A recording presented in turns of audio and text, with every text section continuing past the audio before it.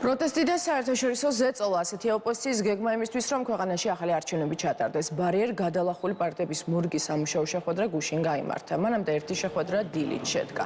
დისკუსიას არესწრებოდა გიორგი გახარიას გუნდი.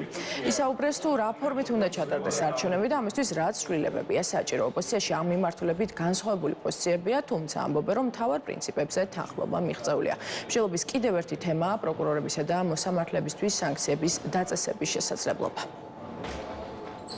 ჩვენ ვსჯელობთ, რომ როდესაც დადგება მომენტი, როდესაც ჩატარდება ამ ქვეყანაში ახალი არჩევნები, ეს ახალი არჩევნები როგორ უნდა ჩატარდეს და რა ფორმით უნდა ჩატარდეს. ანუ როგორ უნდა იყოს ადმინისტრირება, როგორ უნდა იყოს წესები და ასე შემდეგ. ამაზე არსებობს ერთიანი ხედვა. ყველა არის ამაზე შეთანხმებული. განსხვავებული ხედვები არსებობს უბრალოდ იმაზე, როგორ შეიძლება გაკეთდეს ეს. საუბარი იმაზე, რომ გაკეთდეს ისე, რომ ამას დაჭირდეს საკანონმდებლო ცვლილებები და თუ დაჭირდება საკანონმდებლო ცვლილებები, ეს საკანონმდებლო ცვლილებები როგორ უნდა განხორციელდეს, თუ გაკეთდეს ისე, რომ ამას არ დაჭირდეს საკანონმდებლო ცვლილებები და რაღაცა სხვა გზები იყოს მოძებნილი. ამაზე არის ხოლმე დისკუსია, რომ შეუთანხმებლობა არაფერი არ არსებობს. ხედვა არის ერთიანი, უბრალოდ დეტალებზე არის საუბარი, რომელი გზა იქნება უფრო ჩემი პოზიცია თუ გაინტერესებთ არის ის, რომ ეხლა ამ წუთში დევს მაგიდაზე სამი სცენარი და ჩემთვის სამივე არის მისაღები. ჩვენ მიგვაჩნია, რომ ხელახალი არჩევნების დანიშვნის შემთხვევაში აუცილებელია განხორციელდეს რიგი ცვლილებები იმისთვის, რომ საარჩევნო გარემო გაჯანსაღდეს და შეიცვალოს ჩვენს ქვეყანაში და შეიცვალოს რიგი უწყებების ხელმძღვანელობა.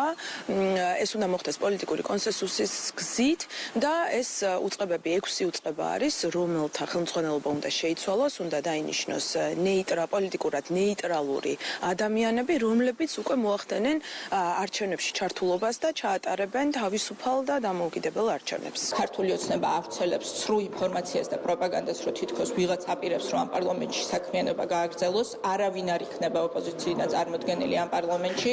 მეორე, საერთაშორისო ასპარეზზე არაღიარების და დელეგიტიმაციის პროცესი მხოლოდ გაღრმავდება. ჩვენ ამაზე აქტიურად მუშაობთ, იცით, რომ ლელოს ლიდერები დღეს არიან ვაშინგტონში და სწორედ რეჟიმის შემდგომი წნეხის გაზრდის მიზანი არის ამ ვიზიტის ასე ვთქვათ ამოცანა და მესამე მნიშვნელოვანი კომპონენტი ეს არის მუდმივ რეჟიმში ზეწოლა ხელისუფლებაზე. ჩვენ მათ შორის ოპოზიციური პარტიები აქტიურად ვუჯერთ მხარს ხალხის წინააღმდეგობა. დარწმუნებული ვარ, რომ წნეხით ქვეყნის შიგნიდან, წნეხით ქვეყნის გარედან, არაღიარების პოლიტიკის შენარჩუნებით, სანქციების პოლიტიკის გაგრძელებით და რაც მთავარია, ჩვენი შეუპოვარი და დაუღალავი ბრძოლით ქვეყნის შიგნიდან, იმ პროტესტით, რომელსაც ჩვენ თვენახევარია ვხედავთ რუსთაველის გამზირზე, აუცილებლად მივაღწევთ, აუცილებლად გათავისუფლდება ყველა პოლიტიკური ტყვე და ამ ქვეყანაში ჩატარდება ნორმალური არჩევნები, რომელიც ასახავს